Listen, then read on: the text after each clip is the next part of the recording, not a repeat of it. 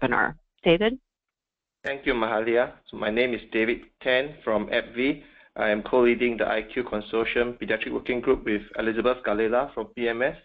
So for today, I think we have Catherine Telu and Smita Salunke from EUPFI, who are hosting this session together with us. So Smita will be sharing with us some of the perspectives they collected from EUPFI. And we also have Mark Lamelan and Victor Muslim from WHO Acceptability Module Leads. So they have been working very hard to shape up this module, followed by Sebastian Morin from IAS Industrial Liaison Forum. And Sebastian will start off with a presentation after this. So for that, I will pass to Sebastian. And Sebastian, please go ahead with your slides. Very good. Thanks, David. So welcome to this webinar. The idea today is to really get experts' insights into a module that WHO is assembling to speed up research and development of pediatric formulation. So before we get started, similar to IQ, the ILF, which I lead at the International AIDS Society, has some rules of engagement. I think they are fairly straightforward and fit for us, compliance with competition rules. So they are shown on the slide. So please do not share any confidential information or pricing on this call. Next slide, please. Okay, so today's call is organized, as David said, by IQ, EUPFI, and ILF, and there are three main objectives. We'd like to present to you the module on acceptability that's part of the research toolkit that WHO is assembling. We'd like to push forward the development of this module, making sure that all relevant issues are covered. We'd like to get concrete case studies, examples, experiences from you as experts in formulation development. And we'd like to get some additional references, contacts, links to other documents that can really add substance to the module despite its limited size. Next slide, please. So today's agenda is very simple and informal. So after my couple of slides of introduction, Mark Lamelan will present the research toolkit for pediatric drug formulation development that the WHO is assembling. He will also speak with Victor Muslim on the acceptability module in particular. And then we'll get a couple of examples, different case studies or perspectives from Smita Salunke from EUPFI. And this will serve as the basis for the introduction. And really the core of that webinar will be the group discussion. And we hope you will all contribute from your really rich experience. And this will be facilitated by Catherine Tudor from EUPFI, David Cheng Tam from IQ, and Mark Lamelan from who's working with the WHO on the module. And then we'll close with Victor. Next slide, please. So the context of the research toolkit really originates in something that's much broader. Since last year, there's been a lot of a high number of organizations working in HIV and with a key interest in pediatric formulations who have worked around a mechanism to speed up, fast-track the development of pediatric formulations, trying to put together all the different vertical silos that may exist and really cover the entire continuum from prioritization to clinical thinking, research and development until introduction and uptake of products. And this has been named the Global Accelerator for Pediatric Formulations, and there are a number of organizations working on this, including the WHO. Click for some animation, please. And so the research toolkit for pediatric drug and formulation development is part of the GAP-F, the Global Accelerator. This is part of the upstream processes contribution. And next click, please. The acceptability module is one of 10 modules that will make part of that research toolkit. So I'll leave it to Mark to give more details on the toolkit. Be assured that this is really part of a global and much more comprehensive portfolio of activities where we want to speed up every part of the continuum to get adapted pediatric formulations to kids faster. To you, Mark. So good morning, good afternoon, everybody. Thank you, Sebastien.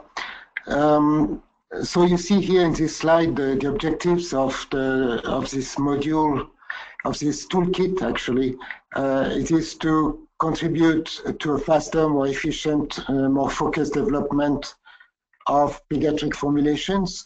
It started with the experience of the WHO ARV working group, and I am a member of that group. And we decided a few months ago to capitalize on the experience that we have had over the past almost 10 years with pediatric ARV formulations to develop this toolkit with the 10 modules I will show you. So the overall objective of the module is to provide guidance. Just can you go back to the previous one, please? Yes. So it's to provide guidance to researchers and manufacturers engaged into drug development, help with establishing standards, and we will see that for the acceptability module, we do need standards for research, for reporting, for evaluations, and to promote alignment between all stakeholders in the pediatric development of drugs. Next one. So the expected output is this WHO United branded toolkit to support drug and formulation development. I would like to say that the contribution of everybody, so you have the list of collaborators, which are the main pediatric research networks and the working group, the WHO working groups, but UPFI, IQ, and your individual contributions will be acknowledged in the toolkit appropriately. We have not much time to finish this module because it is expected, the overall toolkit is expected to be launched in July next year. Next slide.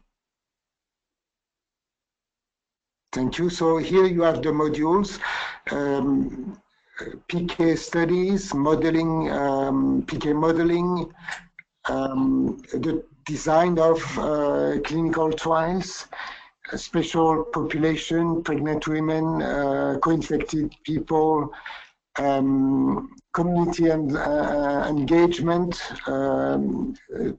definition of target product profile, module 7, modeling forecasting 8, regulatory filing 9, pharmacovigilance 10, and number 5 is acceptability. So next slide, please. Thank you very much. So as you have, I believe you have all received the draft or one of the latest drafts of the outline of the module. And the problem that we are tackling is listed, is explained in this slide. The formulators need to consider very early in the development the needs of the children, and regulators require that pharmaceutical companies describe and justify the choice of their formulation very early in the PIPs. But there is little guidance on what studies should be done, what aspect of acceptability should be addressed, how should this be reported, and this is really the objective of this module, is to serve as a platform for sharing experience and move forward with this. Next one. So if you, I'm sure most of you know the recent literature on acceptability. There are many review papers, there are position papers, and they all agree that there is an enormous need for primary research linking the technical aspect of formulation development and efficacy, safety, acceptability, and other patient outcomes. And also a total lack of harmonization in terms of methodology as to what needs to be done. So we believe that pharmaceutical companies and academic people can contribute to fill this gap by sharing what we want to start today. Sharing experience, data, protocols, case report forms to help help each other actually in developing faster the formulation that children need. Next slide. So this is the outline of the acceptability module. So you believe that you have the full version of that. So just briefly, the introduction is really stating what the problem that we have. We need to document and report the acceptability of formulations. The next section has to do with the definition of acceptability, and this is not always totally clear. What do we mean by acceptability? And then there is a chapter on the interaction between the regulators and the pharmaceutical industry. Now, this dialogue between regulators and companies is something that is unknown to us, which really each company has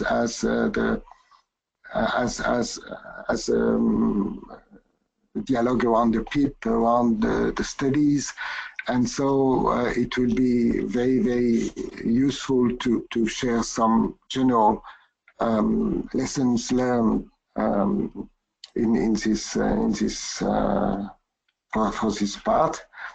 Then there's the question of the defining age-appropriate formulation, and what we observe today, a shift from the liquid formulations towards the solid formulations. After that, we have description of the various dimensions that we could consider when we think about acceptability: the user side, the child side, the weight bands, the age, the ability to take the formulation, the disease, the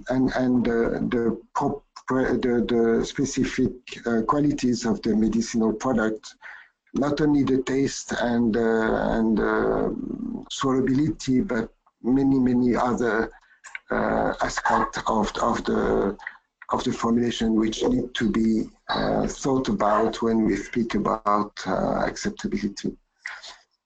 Then there is this chapter on the compromise between what would be the ideal formulation and the one which will exist, which has to take into account the necessities of the molecule itself, its pharmacological properties, chemical properties, cost of the formulation, and all these the practical aspect of formulating a drug.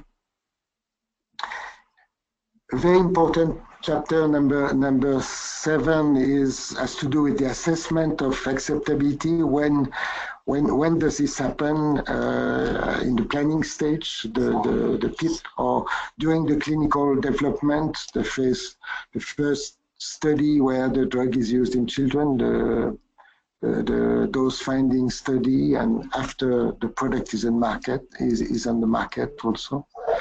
How do we measure, number 8, how do we measure acceptability? Who is measuring? What are the tools? And this is really where there is an enormous need for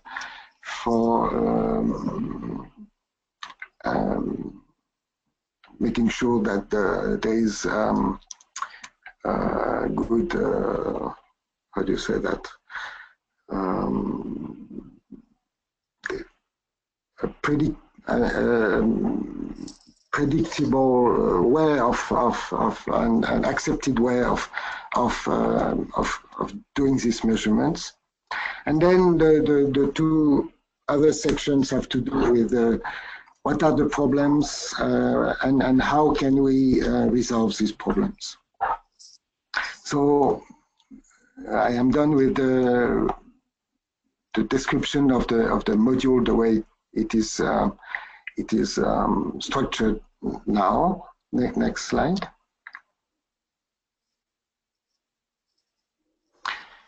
So we've put a few questions just to get started with the discussion. Obviously, Victor Musime and I are clinical researchers. We are not experts in formulation, in drug development. We have faced the issue in our work. We have faced the issue of acceptability, and really we are very grateful that you, specialists and formulation scientists, are willing to share your experience. So our questions, examples of our questions are listed here.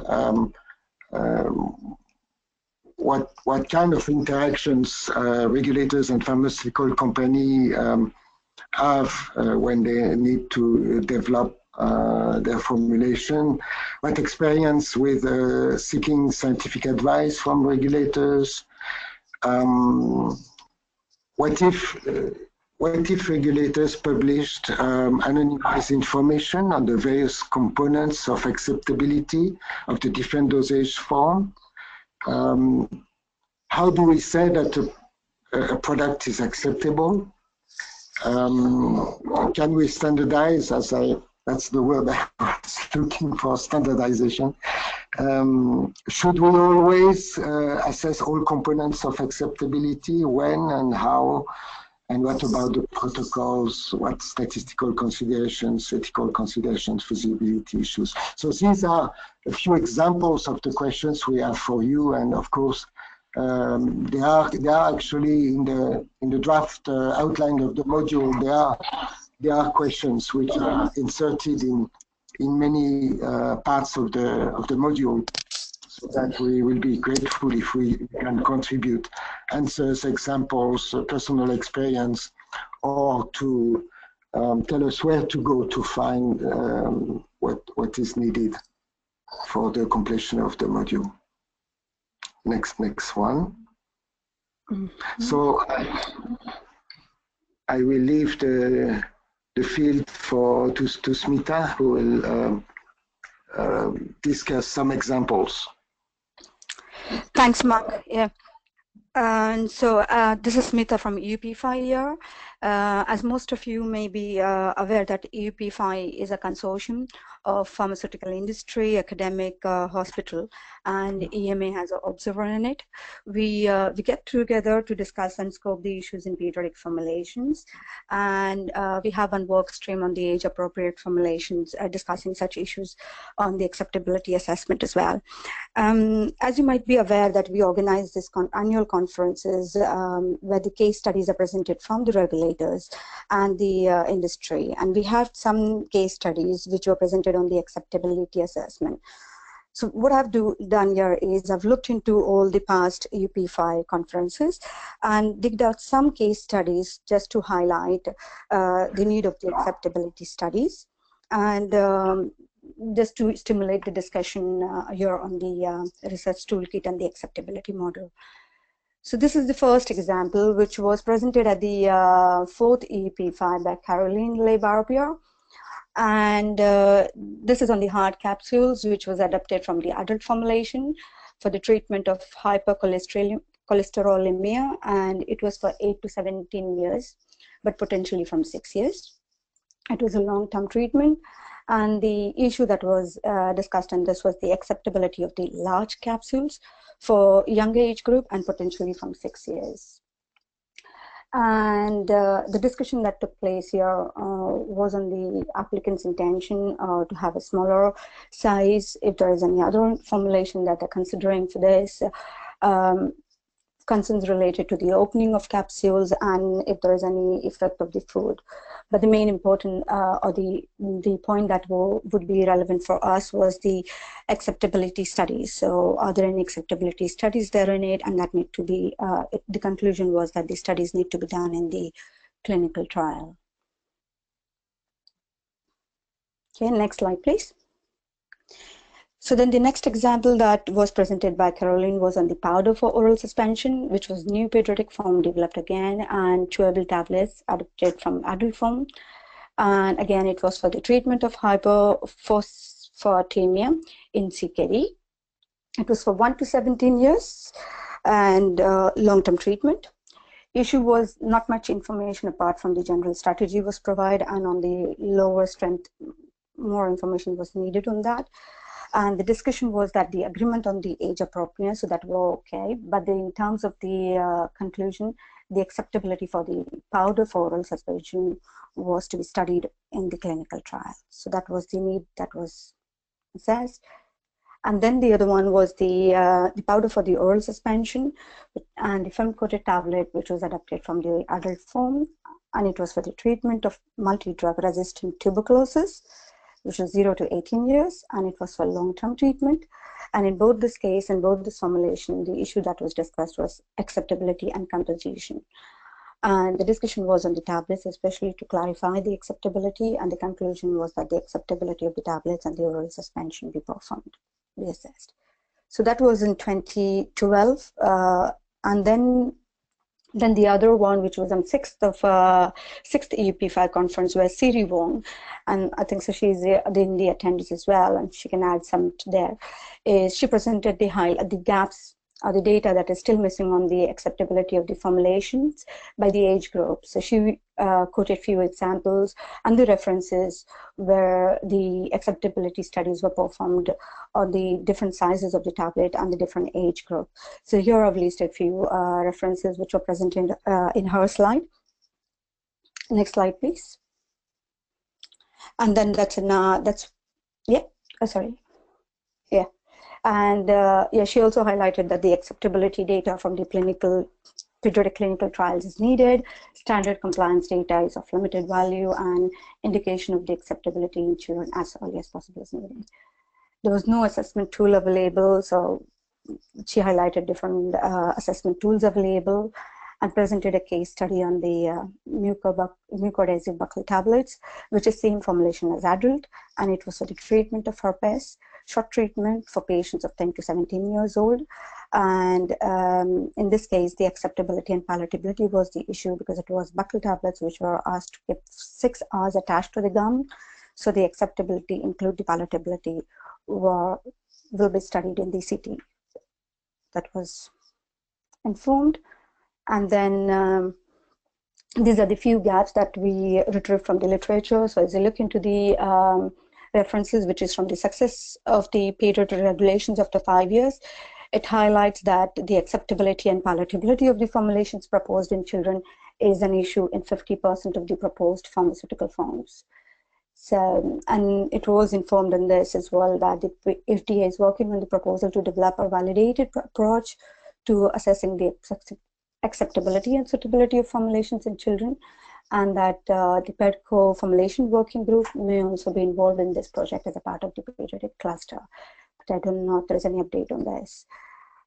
And then the other one was the reference from Siri Wong and et al. The group, which was the pediatric formulation issues that are identified in pediatric investigation plans. And as you can see here is that the patient acceptability of 12 oral dosage form were either not addressed by the applicants or were considered most likely inadequate. The formulation working group often recommended that the applicants evaluate the acceptability during the clinical trials, but the choice of the method was left open to the applicants since there is no gold standard as it has been defined in the literature.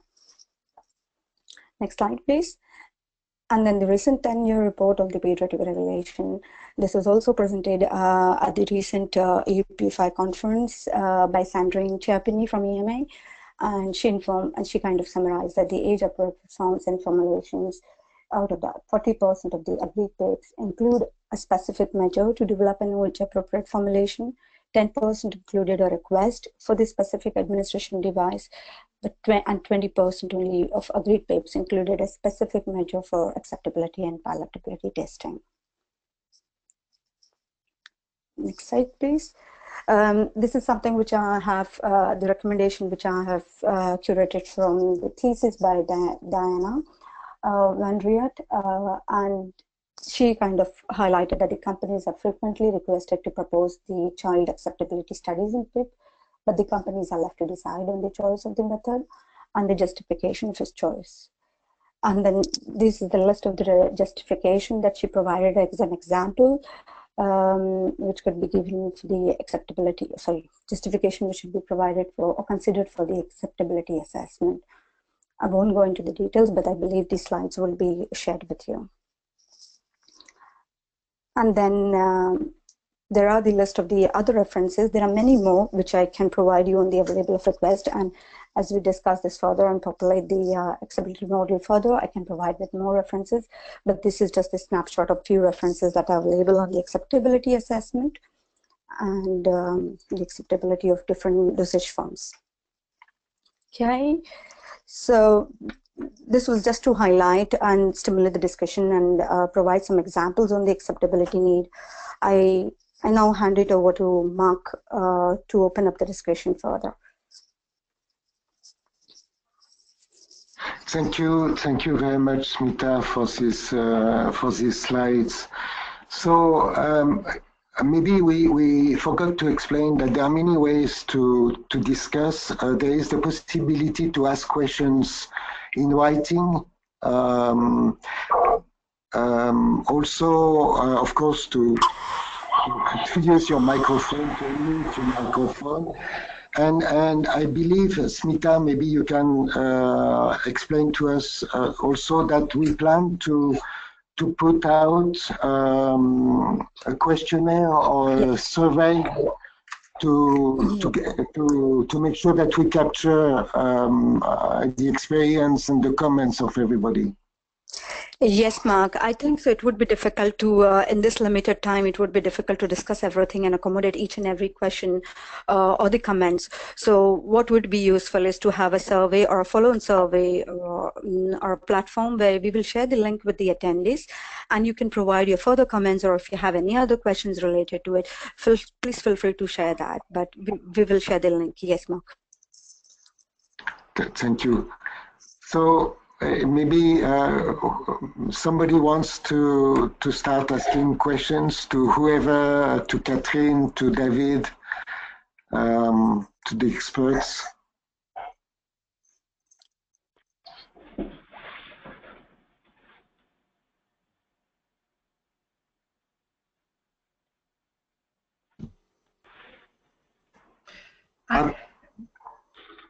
Hi, Mark, it's Catherine here. Just wanted to say hi to everybody. And I guess, you know, maybe to try to stimulate the discussion and see if someone wants to volunteer. I guess the way to look at it, measuring acceptability is not only quantitative research to measure the ability of a patient to take dosage form, but as well the willingness. So there is an hedonic element in that, which probably is what it makes it quite complicated. For me, another point, and you mentioned it in your slide, is it's a formulation issue, because we can make a customized formulation to improve patient acceptability, and this is if we know what the patient wants and like, and this is then depending on, you know, how you retrieve this information and what it means. So really, you know, you've highlighted as well many barriers to move the field forward, and I would like to hear from the attendees, you know, the problem encountered. Is it, you know, in trying to measure acceptability, is it that you don't have the tools to do it? is it because you've experienced, you know, putting in place some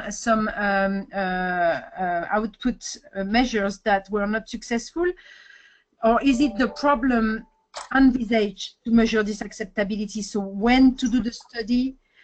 Is it an ethical dimension to it? Is it the timing of when you do the study, the funding, the logistic of doing it, or just, you know, maybe sharing your positive or negative regulatory experience if you get some feedback? So I think that would be really interesting, you know, to gather views, really to stimulate how to do this primary research on patient acceptability. So I'm really looking forward to have some people to share their views. Hi, thank you, Catherine. This is David here, and I know that the lines are muted now. So if any one of you raise your hands, we should be able to unmute your line, and you can ask the questions verbally, or you can also type in your questions through the question box stated on the right-hand side.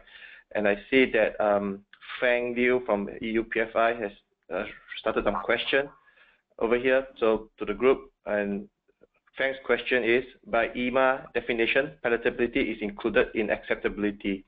Is this a consensus here?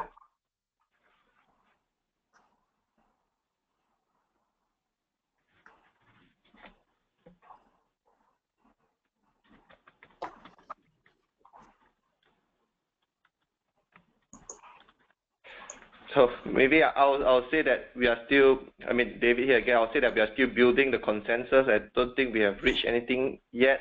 Catherine or Mark, or will you agree on that? Yes, I think that this is something to be worked on.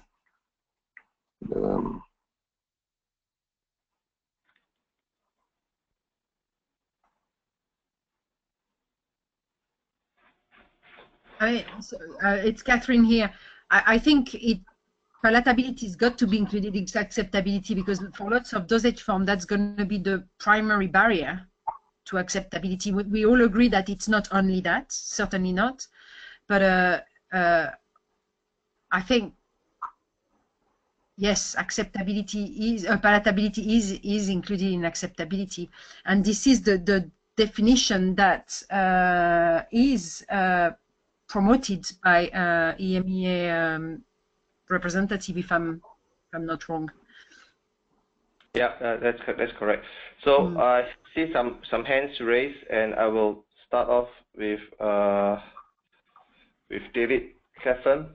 So David, you should be unmuted now.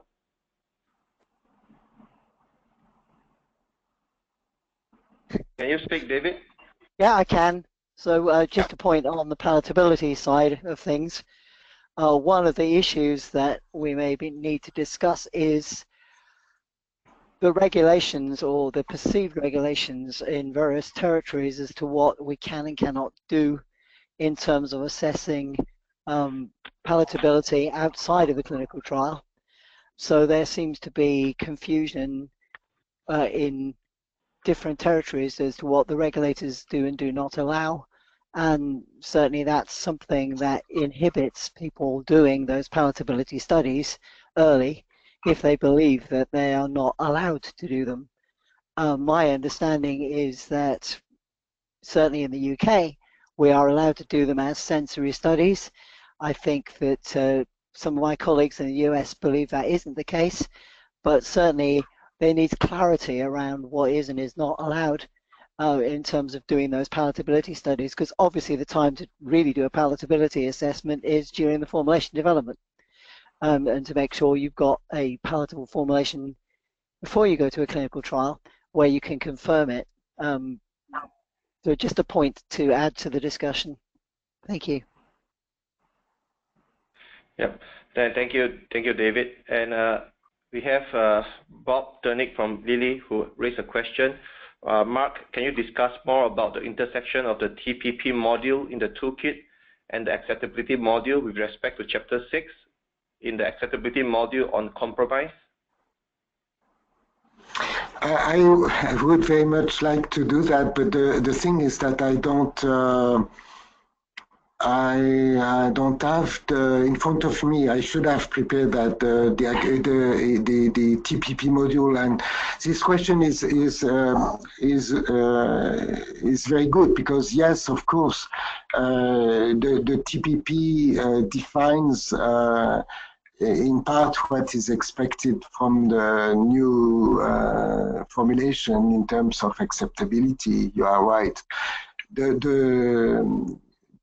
The teams who are developing the modules do that separately at this stage, but we will merge we will not merge the module, but we will cross-reference the modules in order to cover all aspects of the question. I had a question for David. When you speak about regulatory constraints in England versus or in Great Britain versus the US, did you mean ethical issues to perform clinical trials on palatability? Is it what you had in mind? David Aylward. Sorry, Mark, can you repeat that? Yeah, David Aylward was asking a question of what was allowed or not allowed in terms of assessing palatability for performing palatability studies. But my question is, what is the category of question? Is it an ethical question or a feasibility question? It's an ethical question about whether people are or are not allowed to do sensory studies, as in assessing the palatability and the acceptability, other aspects of that, outside of a clinical trial. So ideally, when you're making a formulation, you should be able to test it in humans, preferably adult humans, for a screening process. But some people are of the opinion that is acceptable as part of the formulation development, because a sensory study is not a clinical trial. Other people are of the opinion that you cannot do those studies except under a full clinical protocol. So there's lack of clarity about what is and is not allowed. Okay, I understand your question now. Maybe other participants have experience about that. So I think David Harris from Merck has also raised his hand for some time. So I will unmute his line as well, and then I follow on by the others based on the sequence. So David Harris, will you be able to speak now? Yeah, do you hear me now? Yeah. Okay, good. So my comment is kind of related to the last comment, but one, in a sense. Not so much from an ethical point of view, though. The big question that I think industry faces is trying to understand what the expectations are from health authorities in terms of demonstrating acceptability. So recognizing that every patient population is different, every product profile is different, it's also kind of obvious that there is no solution that is going to be fully acceptable to all patients. So what is the threshold? And it's a rhetorical question, but this kind of gets to the root of what we have to figure out as an industry and as scientists. What level of acceptability is necessary for the particular product and patient population in question? And that I think will perhaps dictate how rigorous do we need to be in studying acceptability. And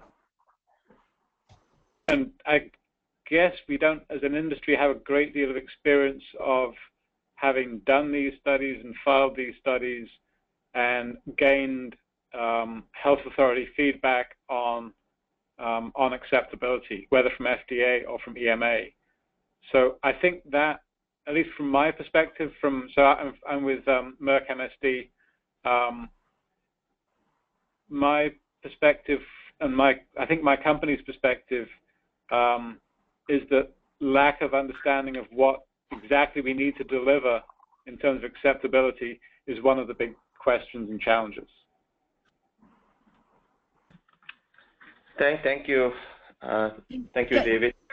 Hi, David. It's Kathleen. I can see that Brian Aylward has been his hand raised for a few minutes, and maybe he can talk to us with his regulator hat on.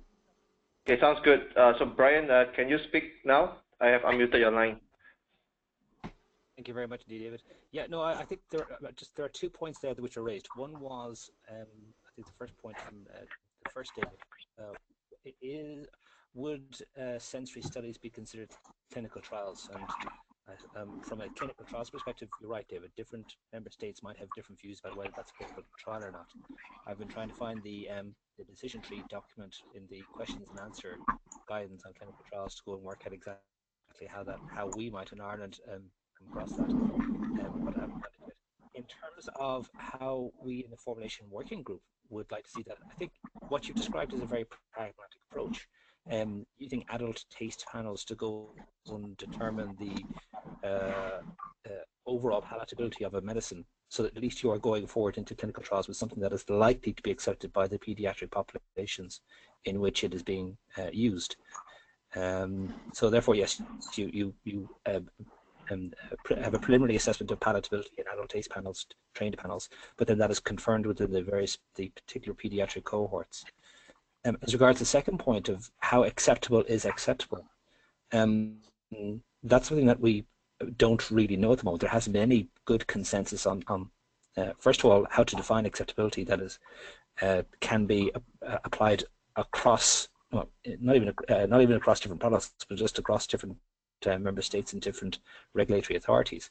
And then once we've defined that, if that can be defined, then sort of further define, well, what is the threshold by which we consider acceptable to be acceptable.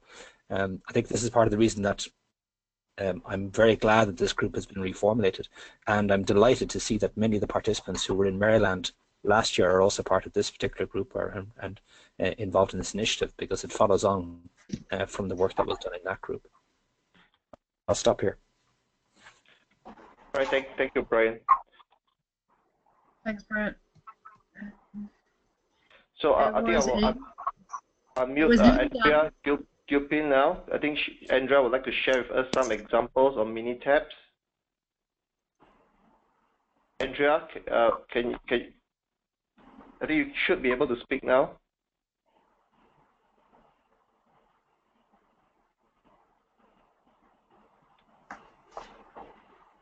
Andrea? Maybe while Andrea is getting online, there was Leah Brigida who had a hand raised for quite a while as well. Yep, good point. And Leah, you should be able to speak now.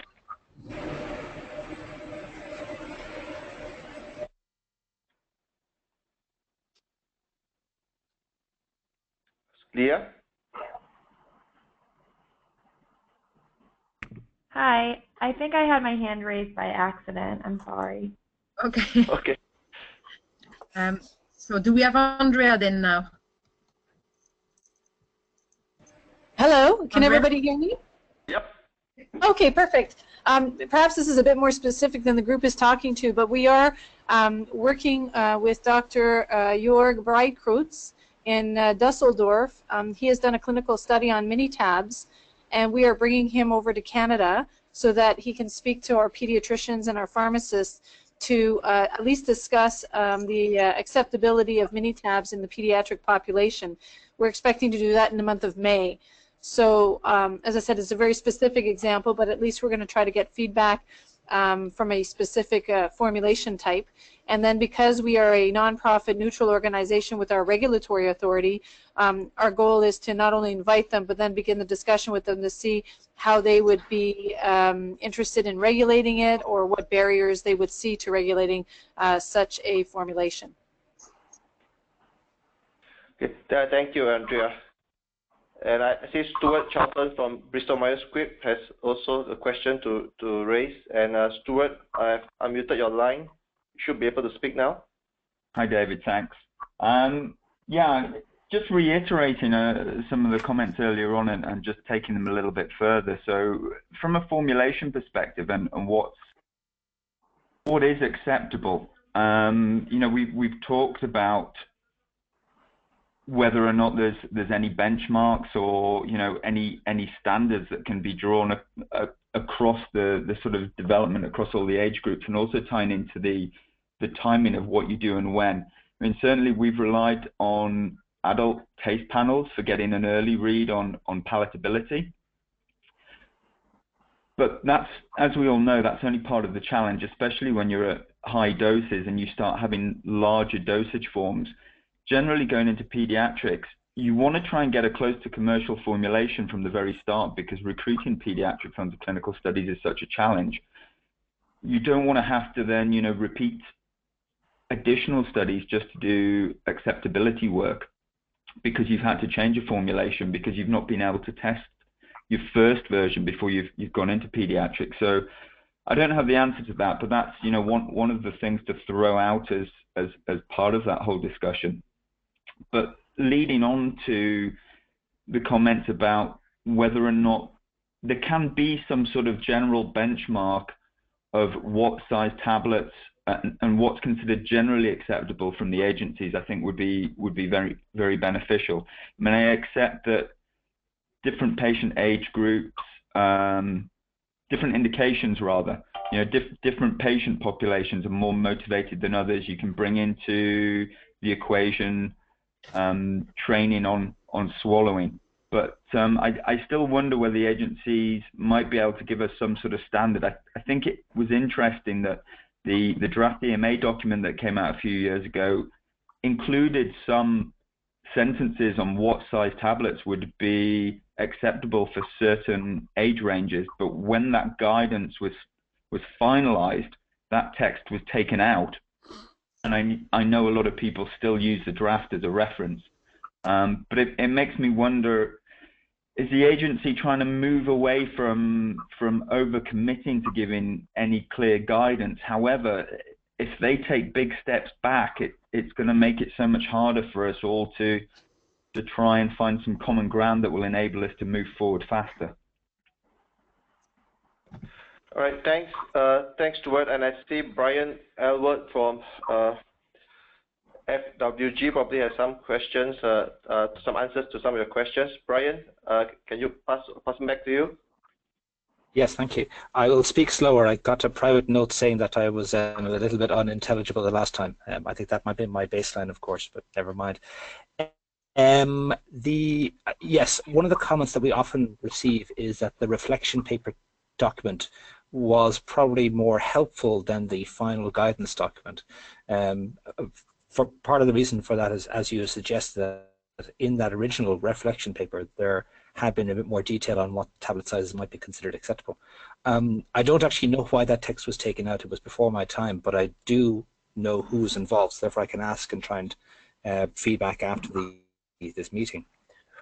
From a general perspective, one of the pieces of evidence that we tend to accept when looking at the formulations in PIPs is some sort of literature evidence regarding the size of tablets that had been used in clinical trials up to that point, because at least that will give some sort of information about the numbers, the size of the tablets, the age, and the number of patients that were involved in the particular clinical trial.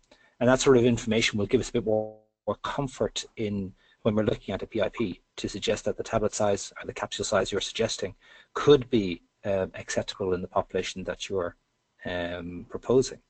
And then we would further suggest that as part of the study that you're planning, that a similar acceptability metric would be included in that clinical trial.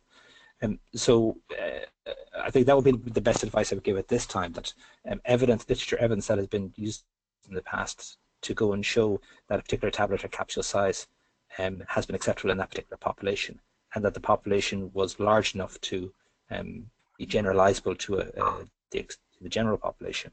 That would be something that we would quite like. It doesn't deal with the question of shape, but we'll leave that for a different time. I'll stop now.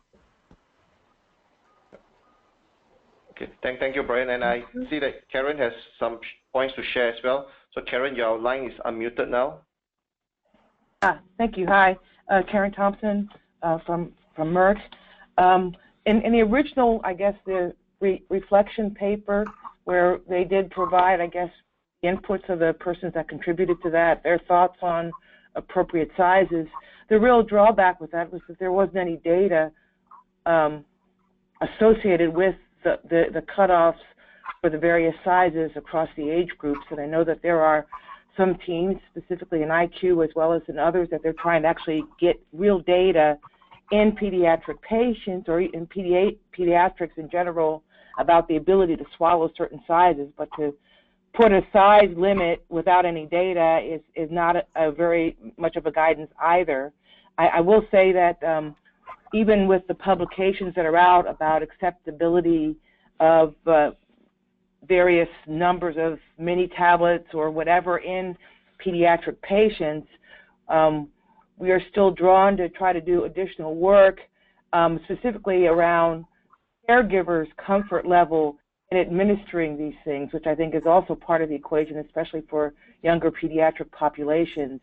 So while children may be willing to swallow these things, if caregivers are not comfortable at administering to those to children, that also becomes a problem. And perhaps that that's why acceptability, I think, also is linked to the information for use, as well as any other user testing that's done to, again, develop that comfort level, especially with dosage forms that are sort of new to certain populations. So that's why I really do think I would love the discussion to be over. I mean, there are publications out there about number of mini tablets and acceptability and various sizes across various age groups, but we actually, because of the lack of familiarity of some populations with this dosage form, we have to go that extra step because just writing it in a paper in a single dose study in healthy children does not necessarily extend to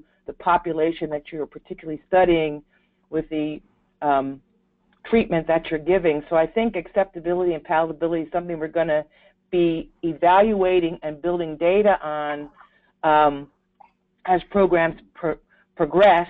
I will say specifically we do acceptability, gather acceptability data with adults, and then we have to get that data also as the age across all the age groups that we're planning to study, because it doesn't necessarily link.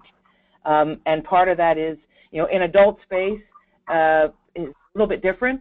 As you go into younger and younger age groups, it's not just the child's ability, it's also the caregiver's ability that needs to be factored in. So I just think it starts to be a more complicated question.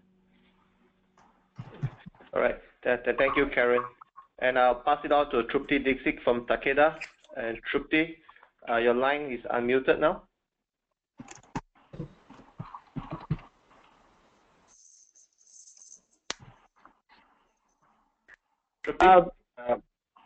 Hi. Hello, everyone. Very nice discussion. I think Karen stated a few of the things that I was going to talk about as well. But really, from my perspective, I think where we are in terms of acceptability is after the fact. What the formulators are looking at is really tools to design a formulation to begin with that is acceptable. And that, of course, is linked to what our target product profile is and what tools do we have to develop and measure acceptability. So that's where I think we are sorely lacking at the moment. But also the other factors, just like Karen mentioned, some of the data is from adults. How do we correlate that with the kids? What population are we talking about? And all those things are really, I think, lead to the risk-based assessment of these parameters.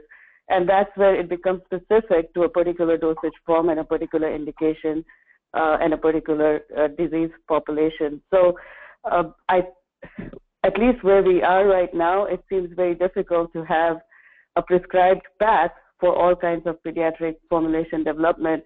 It has to be a risk-based assessment. And that criteria is where we need to have a lot of discussion on. But the other thing is I would really like to have some tools as a formulator to start my design correctly and not really try to fit in a developed formulation into kits for kids. Okay. Thank you, Trupti. And I'll pass on to Siri. Siri Wang. Siri, your line is unmuted now. Okay, thank you. Can you hear me? Yep. Fine. I actually put down my hand again, but that's fully fine. Thank you. I think the comments given about the draft guideline and the final guideline text is correct. I think part of the reason why this was changed was that exactly realizing that science is moving and indeed data is lacking. So so that was at least a part of the reason why this was done. And I think it's important to say that even if basic knowledge now is emerging on acceptability, and we get a better idea of what kind of sizes and forms that may be acceptable in different age ranges, I think the settings for the different products in the different diseases are so specific, so that I would say that anyway a confirmation of the acceptability would still often be crucial and needed during a development plan, exactly to make sure that that we know that the product is suitable for the target age group. And I just have a question, because it was asked about any negative regulatory experience. And to me, it seems that the major regulatory experience, maybe apart from the clinical trial question raised about the ethics, is probably the frustrations knowing upfront what the regulators in a plan, a PSP or a PIP, would probably claim as acceptable or not. And if I understand correctly, not negative experience about what is finally accepted or not by the regulators as a formulation suitable for children. And I would be curious to hear if any one of you has negative experience from the regulators at the time of marketing authorization to the form and its suitability for certain age groups, to the methodology used to assess acceptability. This kind of experience would be very useful for us. Thank you. Thank you, Siri. I think that's a very good point, and maybe something that we can capture in a well-designed survey post WebEx. I can see that Raj Taneja from TB Alliance has his hand raised. Raj, I'm going to give you the line. Yeah, can you hear me? Yeah. Yeah, so I just wanted to raise a couple of points. First of all, here is that initially when I was developing Prevacid pediatric product, what we were told was that any particles less than 1 millimeter in size cause a sensation of grittiness on the tongue, and you tend to chew those granules. So because we had an enterically coated product, we did not want it to be degraded in the stomach. So I think the same concept would apply towards taste, that if you're masking the taste in some fashion, you do not want the child to be chewing on the tablet to avoid the bad taste. So this was a couple of references out there. I mean, it's been a long time, but just wanted to share that experience with you. A couple of other points I wanted to bring to the team's attention. So I only work in developing countries, so very poor countries where the taste variation is very different. Unlike EU and FDA, we are dealing with regulators in a totally different environment. A couple of points which might benefit the other people here is, so what we have done here is we have started making mammalian cells that are expressing human taste receptors. I'm doing this work with Pepsi-Cola and company. And what we're doing here is, as you know, there are 25 bitter receptors and only 1 sweet receptors. So we have decided to focus our attention on only those two receptors. I know there is saltiness and umami and other receptors here, but those are very difficult for me to handle for the time being. So one suggestion to the team here is that, when we are coming up with some kind of a scale, we have to start somewhere. So if we were to take bitterness as the key hallmark of marking your drug, that might be a good place to start. And most of our friends from Big Pharma who are doing their so-called taste testing panels usually tend to include dentrolene or quinine or one of the other bittering agents so as to be able to form a gradient scale. So that's the only standardized test that I've been able to use in my research here. And I can tell you, like, the taste element is so different between Tanzania and Uganda versus what you are used to. And more importantly, the flavor perception is also totally different because Benin and some of these other places have never heard of strawberry flavor. So for them, this is all very new. So it's been a very interesting challenge for us.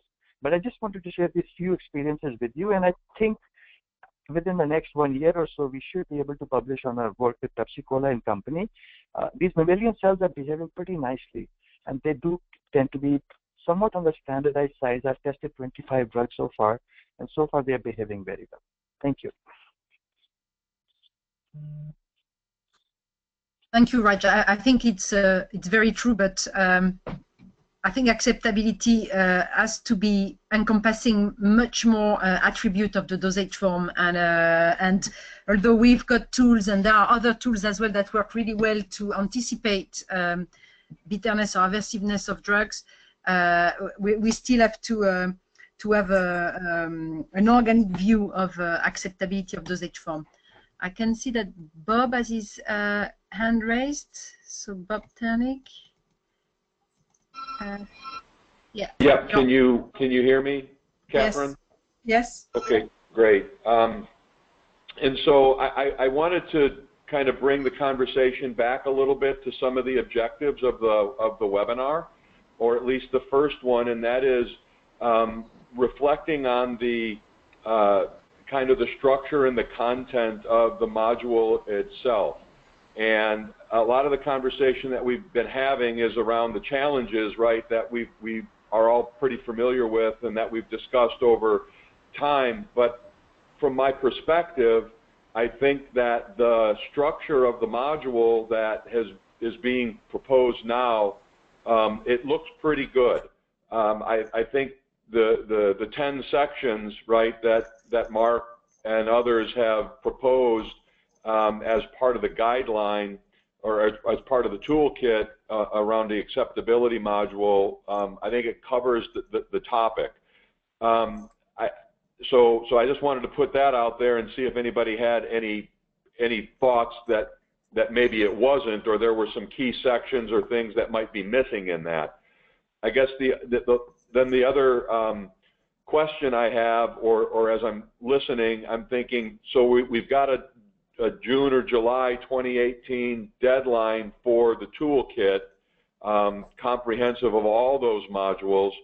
We talked a little bit earlier about the integration of those modules, and I think particularly in this patient experience group of modules, that's going to be really important, particularly that TPP that we talked about earlier.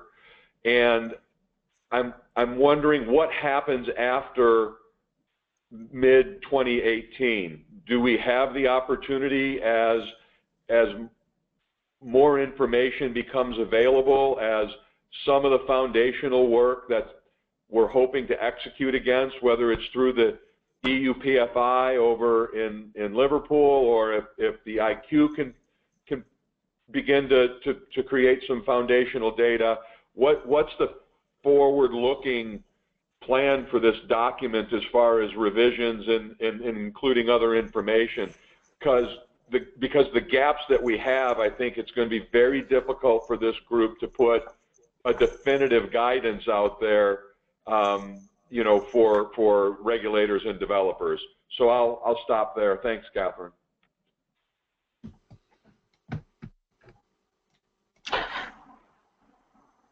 Thank you very much for your remarks. I believe that this toolkit will be a living document. It will continue to be improved and further developed after the formal presentation of the 10 modules during the IES conference in July. And but Sébastien may know more about that, so I will let him complete my answer. And also, I think that if this webinar that we have today was to be the seed for collaborations and in research or developing further activities beyond the toolkit, that would be wonderful. I guess this is the objective of the group also. But maybe, Sébastien, do you know more about the future of the toolkit after July? Thanks, Mark. Yeah, so I don't have clarity on the longer-term future of the toolkit. What I know is that the launch, which is like the publication of the toolkit, is planned for the Amsterdam conference next summer, and this means that the final language of the module needs to be finished something like February or March for enough time to be produced and cleared and designed and so on. My understanding is that obviously these will be living documents that will have to be revised, but I don't think the real the real goal of each of these modules is to be the absolute up-to-date reference. I think it's more to be about, let's have common basis to start on the same page in different areas of pediatric formulation development and make sure that that there's some kind of alignment. So I would say that every couple of years revisions might be needed, but it would be interesting to know what people in the call think.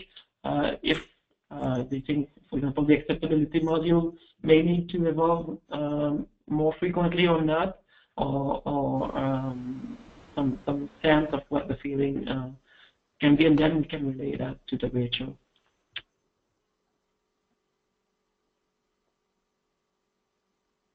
I guess it could become an exchange platform within the group to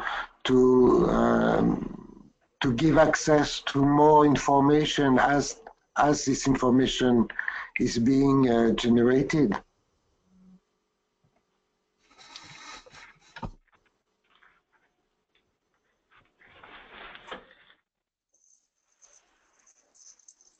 Okay, thank you, Mark. And I see Karen Thompson from Merck has probably some points to share on that.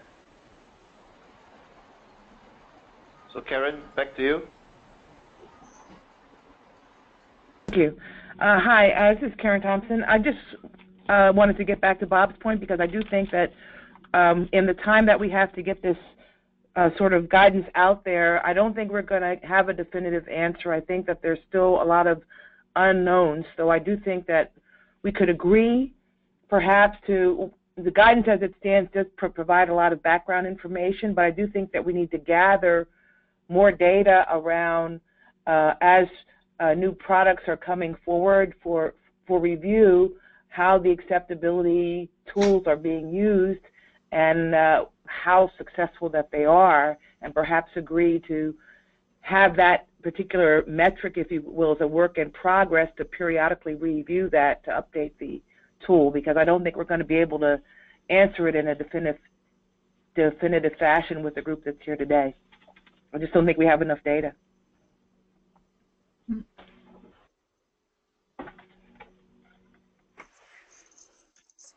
Thank you, Karen.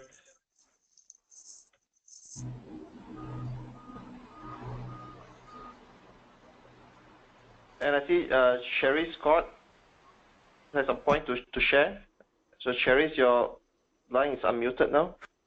Oh, thank you. I just wanted to, looking at the document, I really think, And kind of addressing a comment made earlier about needing a planning tool, I think section 2.5 around kind of the compromises, I'm not sure if this is something that can be done. Maybe the first phase is this more overview and kind of understanding of where we are around acceptability, but I'm not sure if it could be an appendix or maybe phase 2, but it would be useful to have a tool that is very practical for developers, where you kind of, since there aren't really, everything is sort of case by case, where they can go through various parameters such as cost, or, you know, given their cost, or given the disease, or given, you know, the type of dosing needed and so forth, where you could show the various options or data that are available in that area,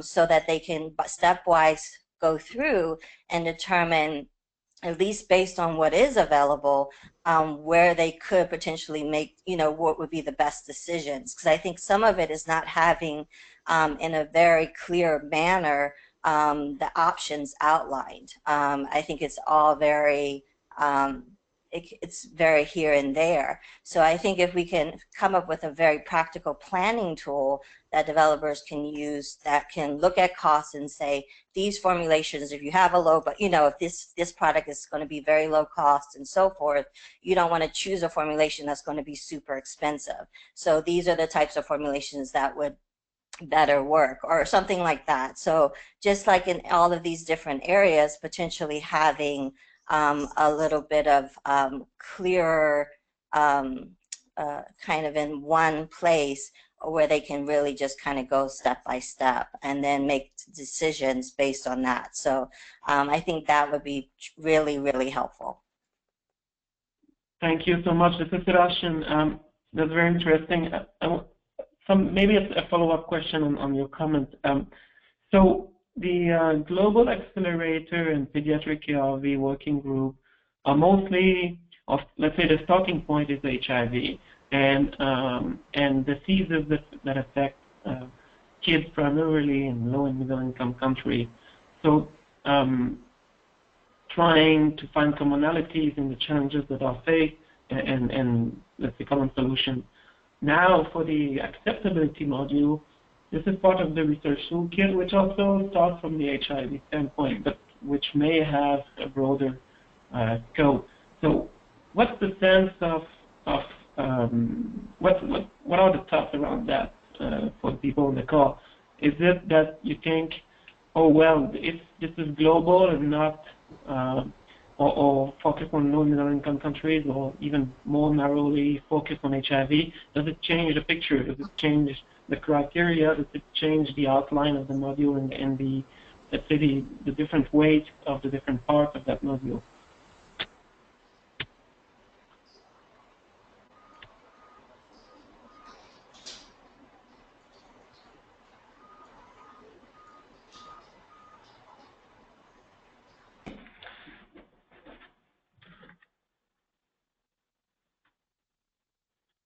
Thank you, Sebastian. Catherine, anyone has anything else to add?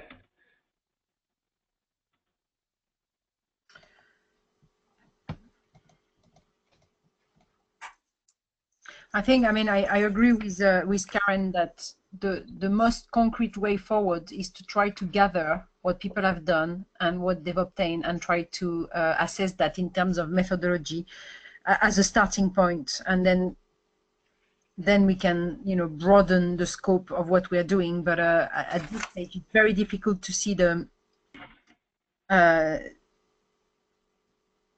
to see a definitive results. And the other thing, maybe, you know, in UK we had this Innovate UK consortium that worked on acceptability, and so there was a lot of work on exploring, you know, what would be a scale, for example, that could be used down to very young age, and that, you know, could be used as well by parents, and from which you could get sensible data that would be as well, you know, validated with research observations.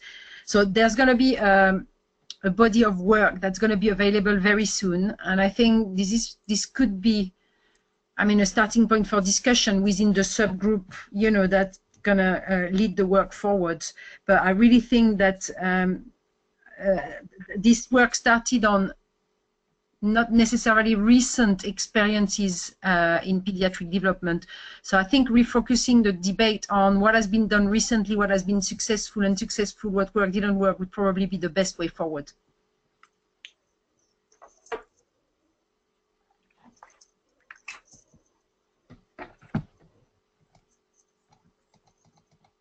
Okay.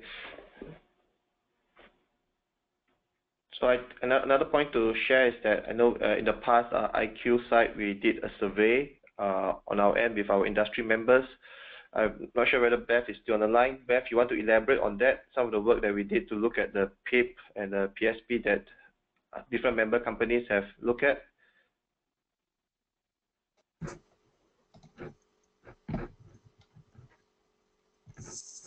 Beth, are you on the line? Yeah, David, can you hear me now? Yep. Okay, great. Sorry, I didn't realize I was still muted.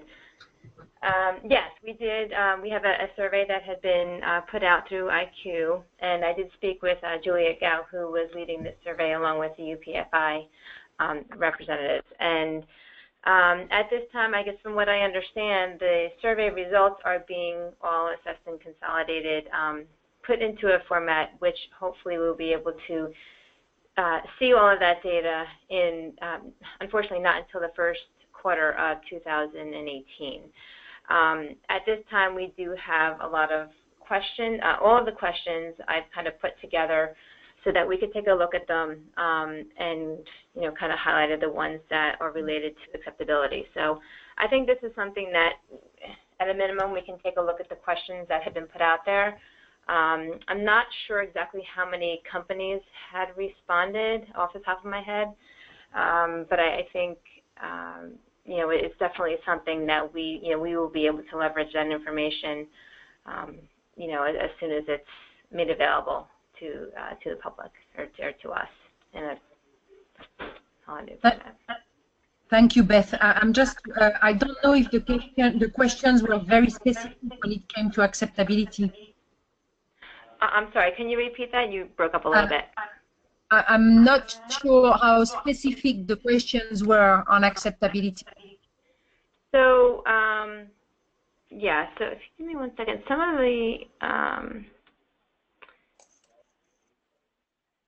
of the questions on acceptability, these are questions that, and again, the companies were asked to provide information on any feedback from EMA, feedback from FDA. What were the companies, you know, did the company have to modify their plans as per any feedback that they received from those agencies, and any additional comments. So some of the questions that were specifically related to acceptability were around, let's see, proposed palatability assessment methods to guide formulation selection. That was probably one of the primary ones. In other words, what you know, what assessment tool was used for palatability. What was your proposal to demonstrate acceptability for the pediatric formulation? Some of the others, which are a little less directly related, were along the lines of, let's see, well, there were questions around dimensions, justification to support the age appropriateness of the proposed dosage form, with regards to dimensions of, you know, of your dosage form, units per volume, etc. And then there was some other, there's another question related to a proposal for modification of the dosage form. In other words, you have to crush the tablet, mix it with food, in order to facilitate acceptability in, you know, in patients. And if you do, what was that modification that you're proposing? Those are just some examples of some of the questions that I kind of picked out that seemed to be more relevant. But again, we could all take a look at these questions and at least maybe leverage some of them and add to them and supplement with that in order to get some additional information from industry on feedback from regulatory agencies. Yeah, that would be great. Thanks. Thank you, Beth.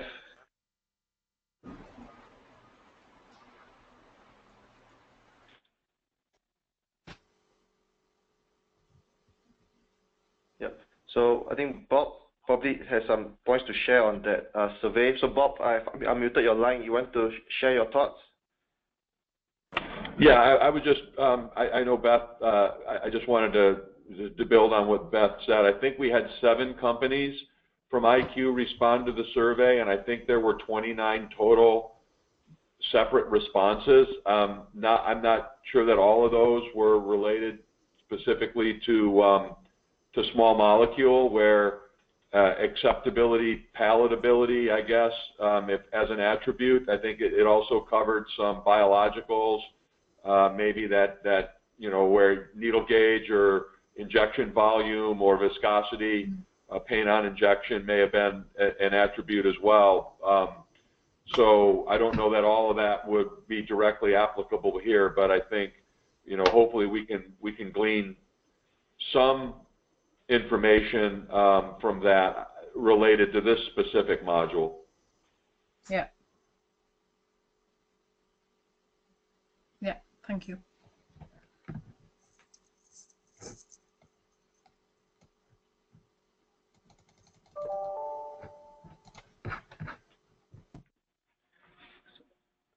Any other thoughts? Or Catherine, you have anything else to add?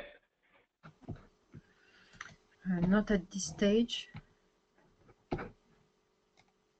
I have a question. I don't know personally many of the participants, but I guess that there are persons who are really formulation developers, formulation scientists, and people who are more in the clinical team who are actually doing the assessment of acceptability in terms of palatability, ease of use, or all the attributes of acceptability in the field with children or panels of adults, or even after the registration of the product. How does it work within the industry, or what type of is the how does the collaboration work, and are the protocols, the clinical protocols, how are they shared within the industry? Because when in the module, I was asking for examples of protocols and examples of case report forms. I realize now that actually my request is more directed towards the clinical team. More than the formulation team. Maybe, I don't know. Maybe, Catherine, you would like to expand or to explain more what I am trying to say? Well, I mean, it's a second-hand information because I'm an academic, but I've heard from many companies that it's really, as you say, you know, to get a case report form, you know, to measure or just record, you know, some sort of acceptability criteria. It needs to be inputted into the clinical team, and there is some sort of, you know, whether that's why I was asking that before, whether it's the timing, whether it's but it seems that it's not that straightforward.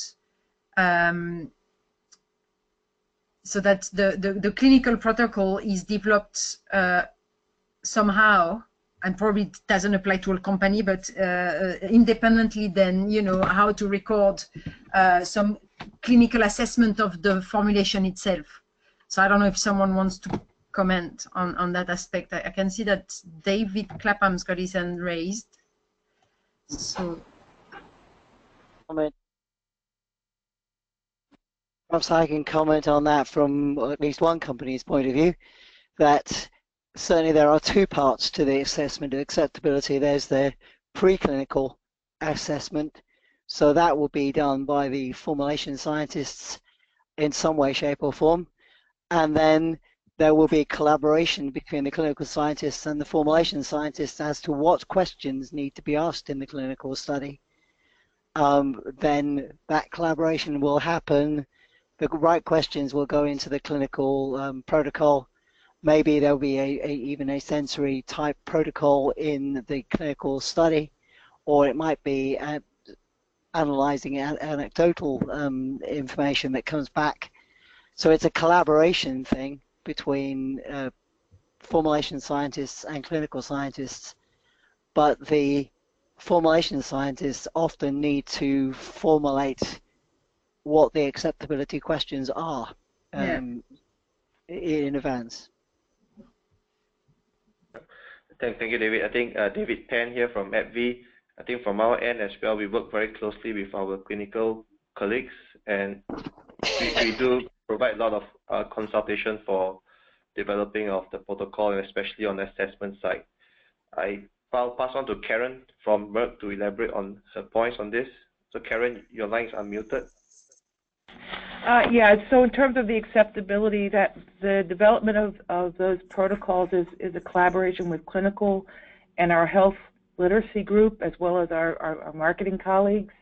And we try to apply, I guess there are some criteria for the assessment of foods, I guess.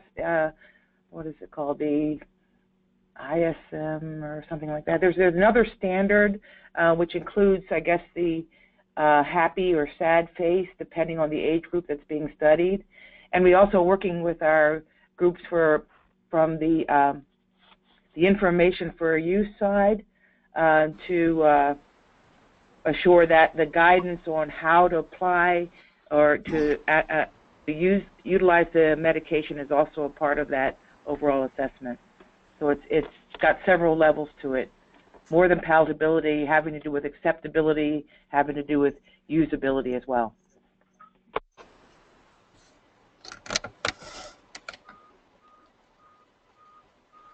Thank you, Karen. I'll see Eleni has a thought to share on that. So Eleni, I think I'm not able to unmute your line because you need to put in the PIN.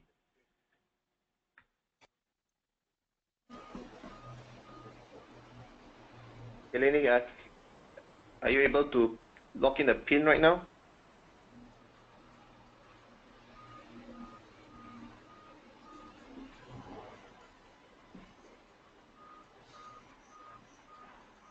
Maybe in the meantime, I'll open up to other attendees for thoughts or questions.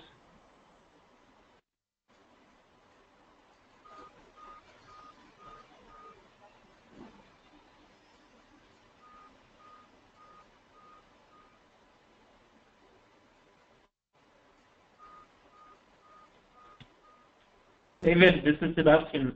Maybe a way to stimulate, reflections and really to find what's needed. I think it would help if people thought about what will it make that they will use this module in the future. What is needed in this document such that they will say, well, if I have a question or I need to do something, I'm going to turn to that document from the WHO, Unit 8, this research toolkit, especially the module on acceptability. So it would be good if they can think about this and then let us know if there's anything that we haven't included in the module outline.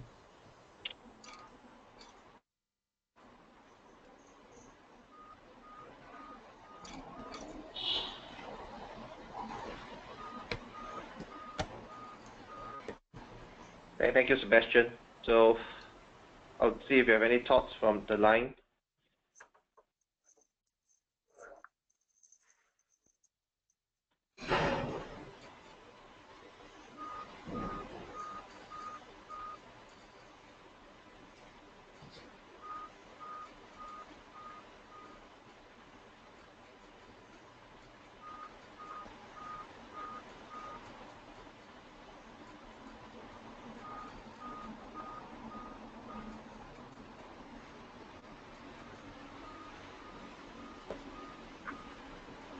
don't see further questions. Anyone?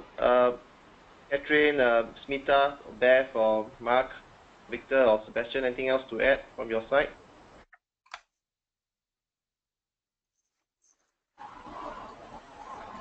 Okay, I see Bob. Bob, you raised your hand. You should be able to speak now. Yeah, thanks, David. Very general question. Kind of back to the overall process again. This is just one of the 9 or 10 modules for the overall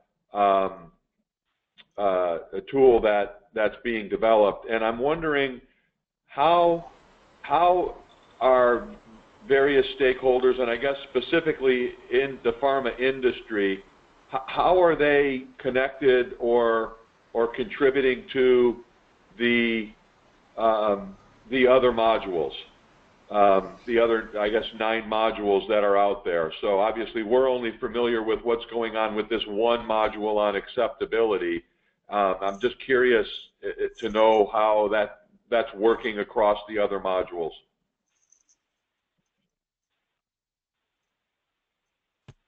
Thanks for the question. Maybe I can answer this to Sebastian. So my understanding from what I've seen with interactions with the WHO on this is that each of the modules lead.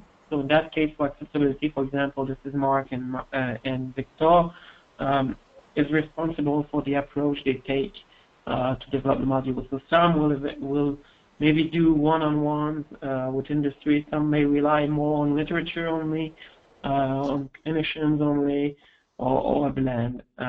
Mark decided to make it a very broad industry contribution through the ILF, IQ, and the UPFI. I think that's genuine, and from your comment, I understand this is needed. So what I can do is I'll relay that question to the WHO, to the lead of the research toolkit, and say, can we make sure that there is an opportunity for industry to comment on all of these modules?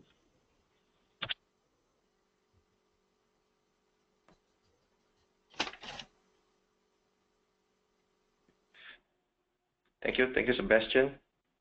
I have Holly Drusema from Boehringer Ingelheim has some thoughts to share. I'll open up and unmute her line. Just Holly, you can speak now.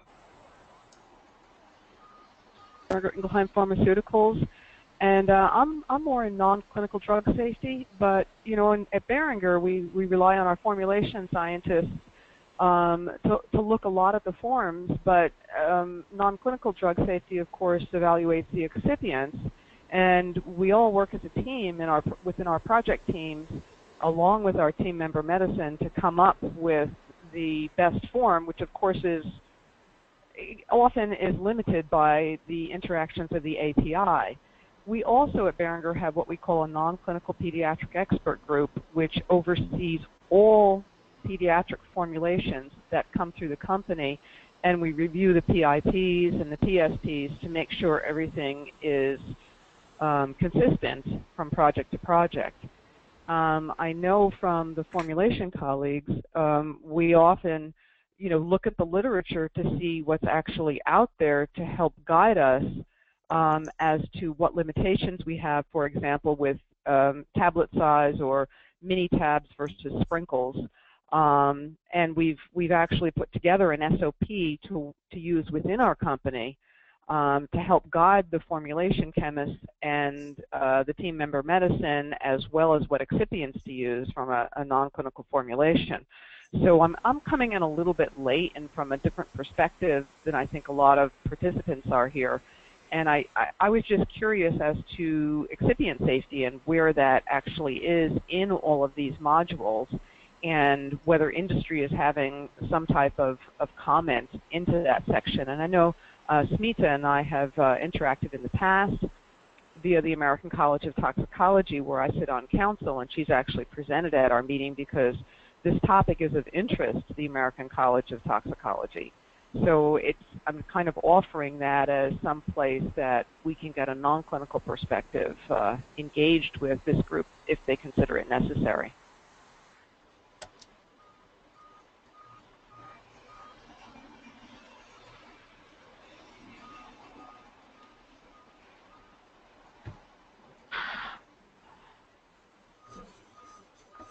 I'm wondering, just a thought, if it's not more linked to the module on target product profile, the overall excipient issues than just acceptability. I mean, obviously it's part of the product that's going to link to a good or bad acceptability, but the way you're isolating the topic, I'm just wondering if it's not more TPP.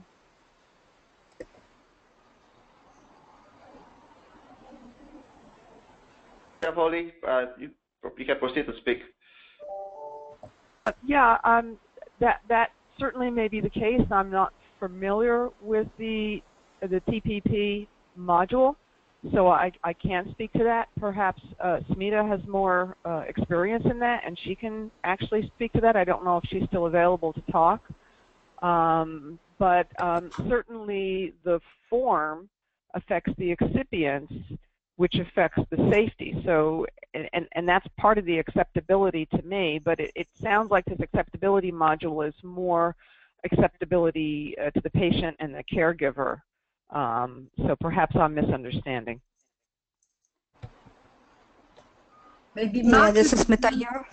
Yeah, I was going to direct that to Mark. Mark, would you be able to tell us whether the excipient, as far as I've seen, I don't think so, the excipient, the safety of the excipient is a part of this research toolkit. But have you thought about it when you developed this toolkit? So why wasn't the excipient been considered, or would you be able to put a light on it, please? I think that I agree with Catherine when she says that it's probably belong more to the TPP module, but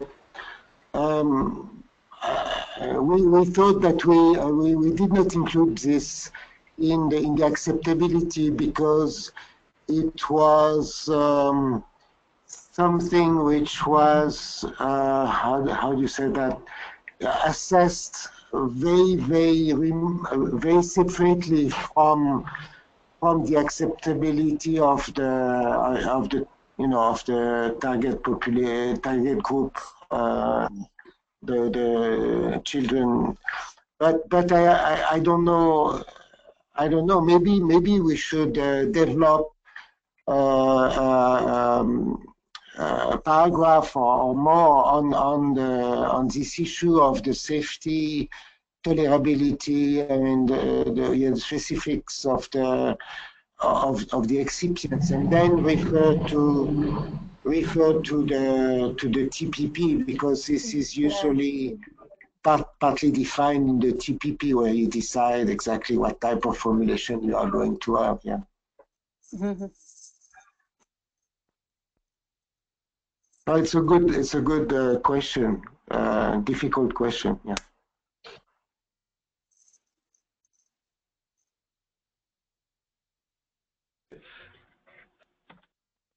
So Bob from Lilly. Yeah, Bob, you can share your thoughts on this.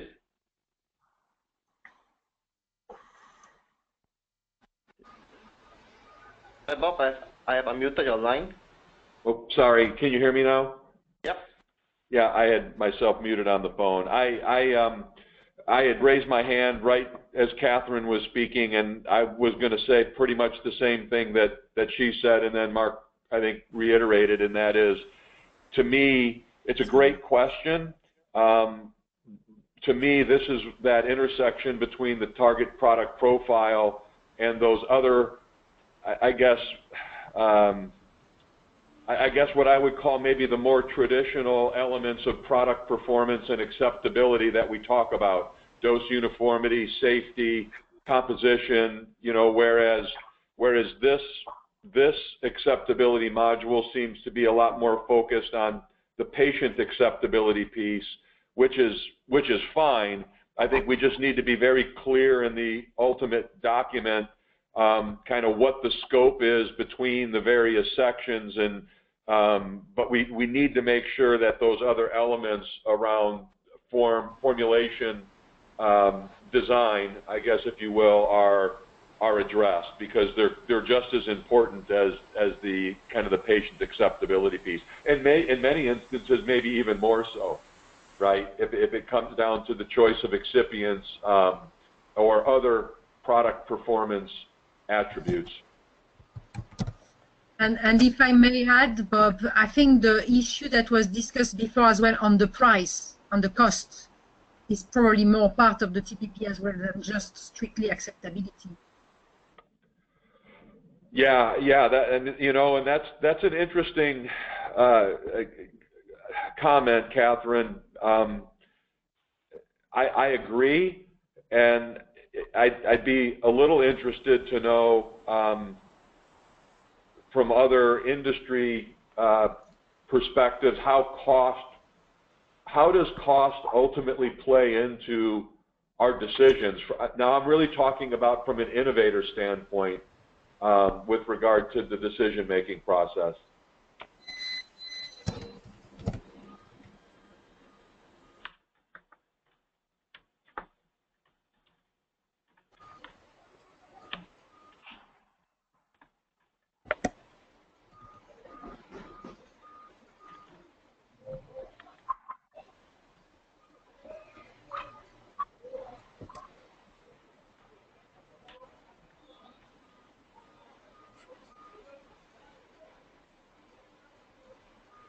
Hi, this is Holly again. I just wanted to comment on the cost. You know, I think it certainly comes into decision making to a certain extent, but I often find that with various APIs, you're very limited as to what product or what form you're going to be able to use, and often it's more of a consideration of, well, if you're going to use mini tabs, what size should the mini tabs be for this particular patient population? What is the mechanism to count out the appropriate number for mini tabs? How easy is that going to be for the caretakers? Do we need to put them in you know, how easy is this going to occur? Would it be easier to do sachets? What are we going to actually dissolve the sachets in or the sprinkles in? I mean, these all come into the conversation, but I've found it very rare that somebody says, well, we have 5 different formulations we can use, which one is cheapest? I just don't see that.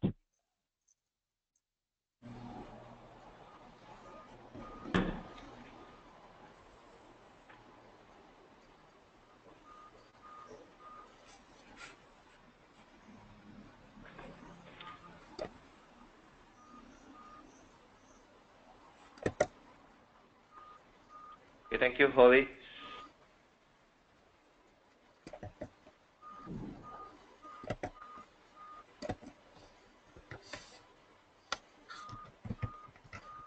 So I think we have another 8 more minutes to go. Mark and Sebastian, should I pass it back to you or to share some other thoughts? Thank you, David. Maybe we should talk a few seconds about the next step. It was really great to have this conversation. Obviously, there are much more to be shared than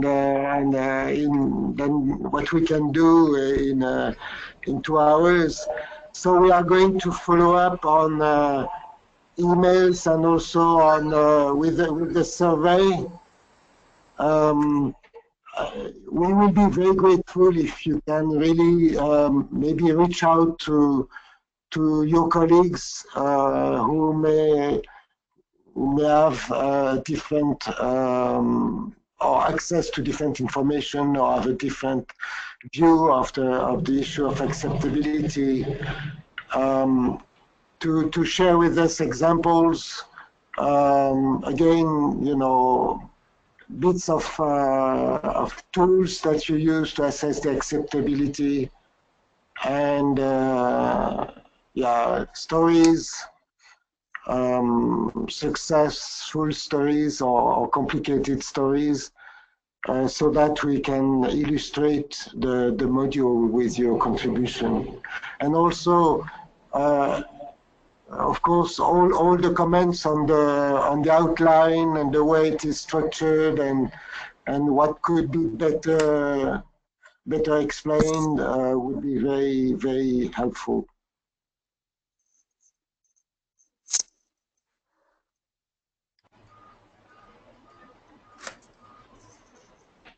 Thank you, Mark.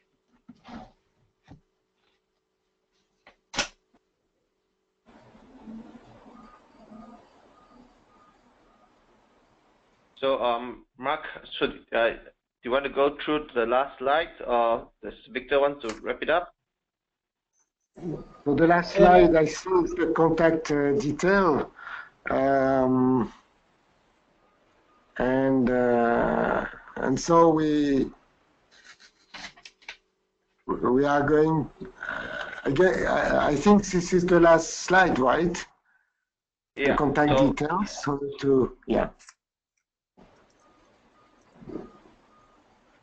So maybe I guess that we will need maybe 2 weeks to put together the survey. What do you think, David and Catherine?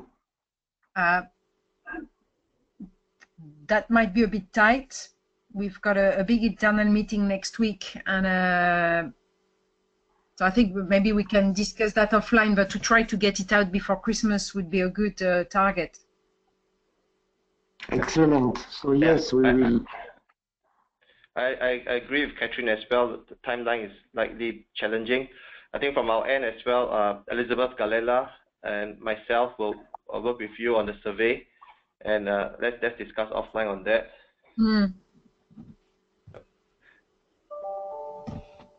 I think that should wrap up our discussion for today. Then I think, and Mark, one question is, I think a lot of attendees are asking, can we send the slides out and share it?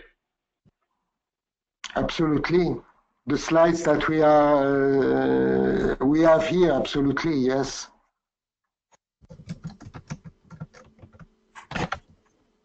All right, thank you then. So, and then that wraps up the session for today. I think, Catherine, you want to add anything else? No. I think I'm good. All right, then thank you very much, everyone, and we will touch base with you again. Okay. Thank you very much. Thank you, everybody. Thank you. Thank you.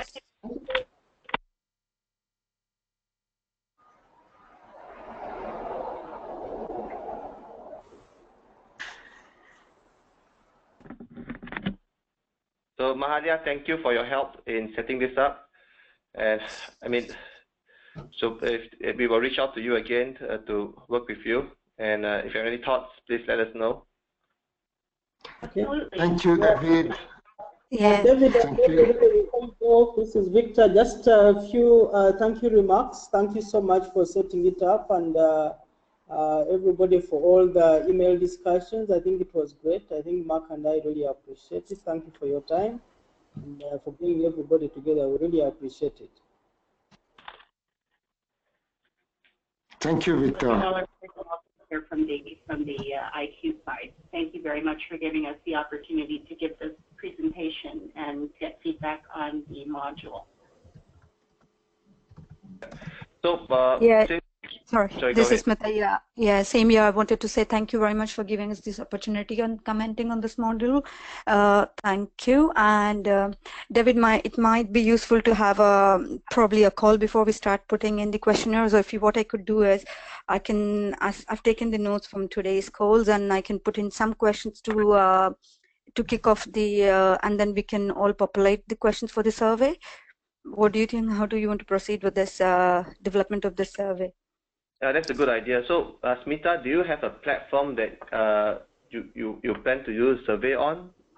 Yes, we do have Qualtrics, which we use quite often for the survey. So, yeah, we do have the platform to capture the feedback.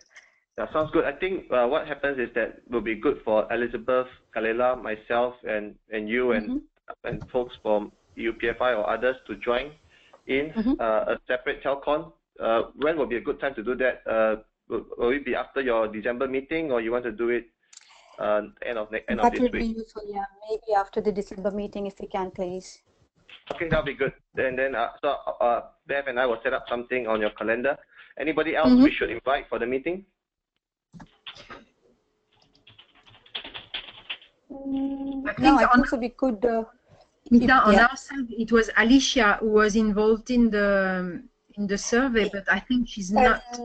Yeah, Alicia was involved in this survey, but she's not there anymore. But then this survey was taken over by Florin, and Florin has just recently left. But yeah, I think so. She was the latest update that I had from her was in line with what Bob and Beth shared today. So I think so. They at that point, Florin,